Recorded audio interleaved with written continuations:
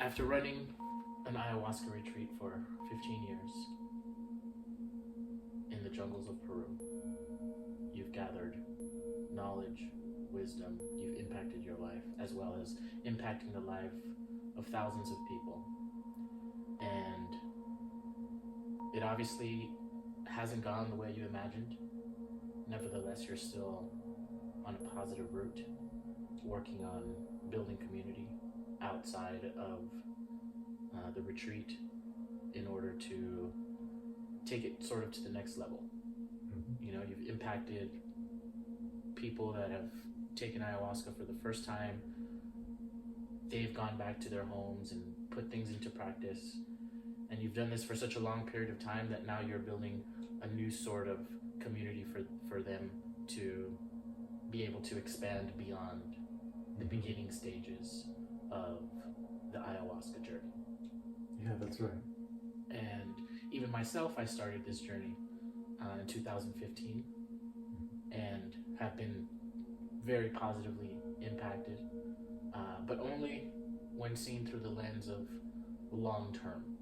You know, there was a lot of work that had to be put in when I came back to the city, to the States. You know, it wasn't a one size fits all. Nobody was, you know, as you mentioned before, nobody was really as excited as I was. Nobody was really as excited as I was about it. And so I felt alone for a long time, had to get through these stages of working through these barriers and resistance within myself and understanding myself on a deeper level, putting things into practice. And I've gotten to the stage now. It's been a while, and so I've been able to reason within myself to the point where I'm happier and healthier than I've ever been. I can see the trajectory to where my life was headed before. I can see that was an unhealthy place. So it's almost as if I time traveled.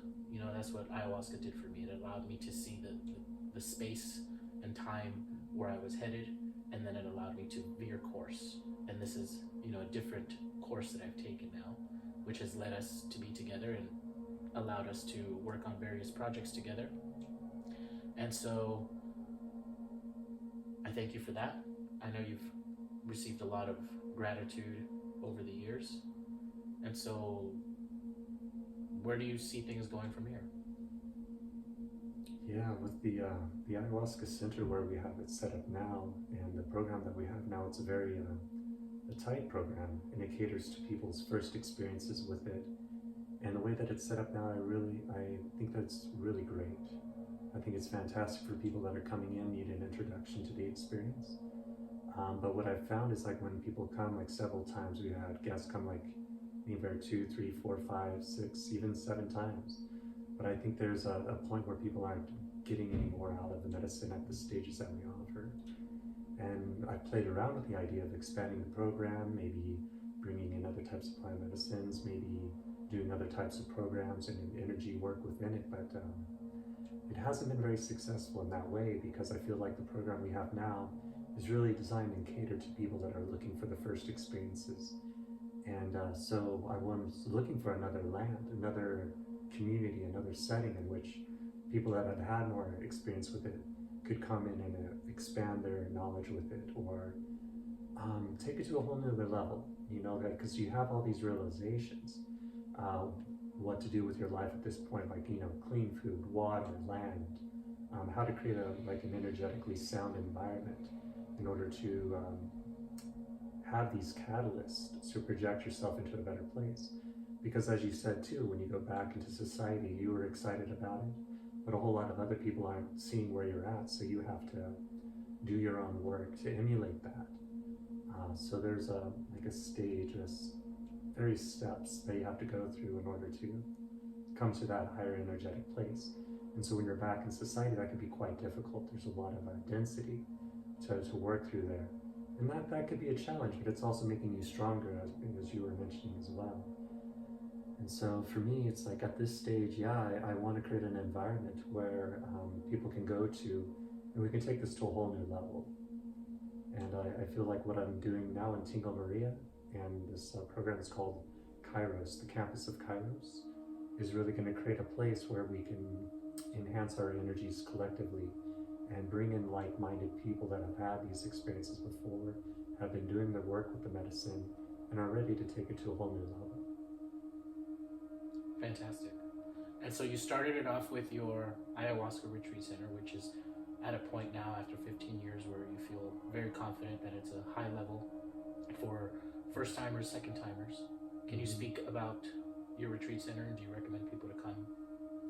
Yeah, I mean, people that are looking for ayahuasca for the first time, I believe that we have a program that incorporates in integration classes, which I find is some of the most important things to do with ceremonial work.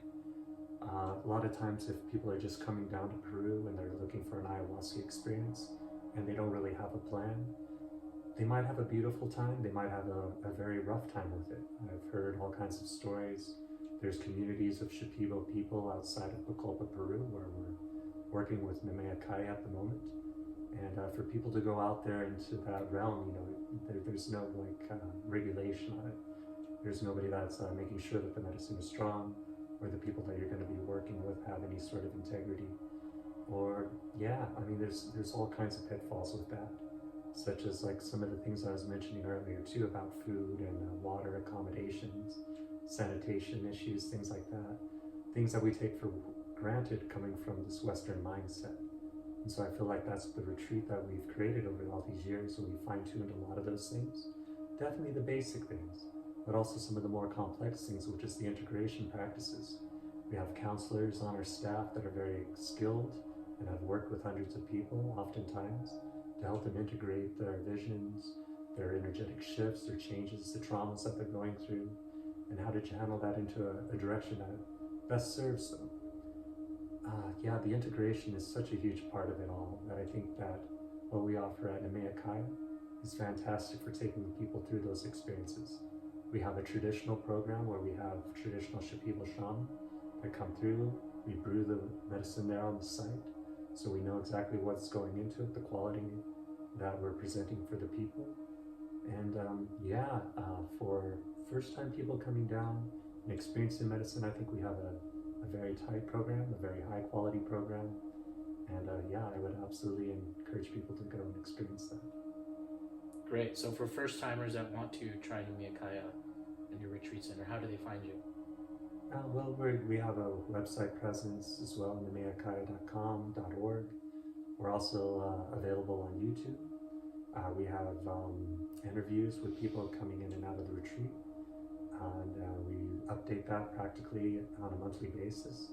And so if you want to see where we're at today and what people's experiences are at in the present and where our programs are at, it's a fantastic resource.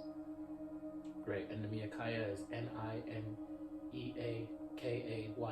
That's it, yeah. Fantastic.